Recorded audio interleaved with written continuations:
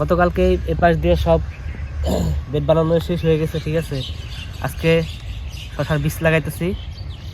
এটা হলো আপনার এসআর কোম্পানির স্মার্ট বয়, ঠিক আছে। শশা চাষ সম্পর্কে আমার আগের থেকে কোনো মানে অভিজ্ঞতা নাই, দেখা যাক কি হয়। এ হলো বীজ। এখন বীজ লাগাইতেছি, তারপর আপনার বীজ লাগানো শেষে পানি দিয়ে দেবো। মাটিতে একদমই রস নাই, একদমই জো নাই, ঠিক আছে। এক গাছ থেকে আরেক গাছের দূরত্ব আপনার আগে আমার কোনো মানে মানে এই সম্পর্কে কোনো ধারণা নাই, ঠিক আছে। তাও 1 হাত দিছি, ঠিক আছে, এক গাছ থেকে আরেক গাছের দূরত্ব।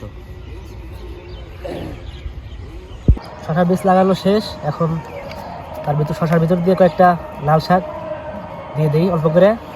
তারপর আর এই 2 বেডে ধনিয়া আছে, ঠিক আছে, ধনিয়া বলে দিই।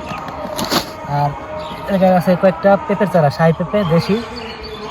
দেখি এটা কয়েকটা চারা বীজ বানানো লাগবে, গাছ বানানো লাগবে। তারপরে 4 সাইড দিয়ে লাগাই দেবো।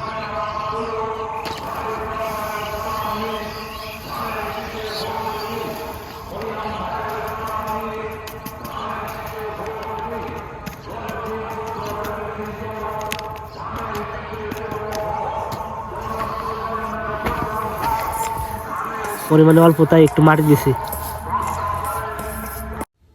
এখন আপনার এই শশার যে বেড করা হয়েছে, বেডের ভিতর দিয়ে অল্প অল্প করে এই লাল শাকের বীজ দেওয়া হচ্ছে, যাতে করে মানে নিজেদের জন্য আর কি, খাওয়ার জন্যই, বাজারজাত করা হবে না। মানে যদি বেশি হয় তাহলে করা হইতেও পারে, সময় বলে দেবে, ঠিক আছে।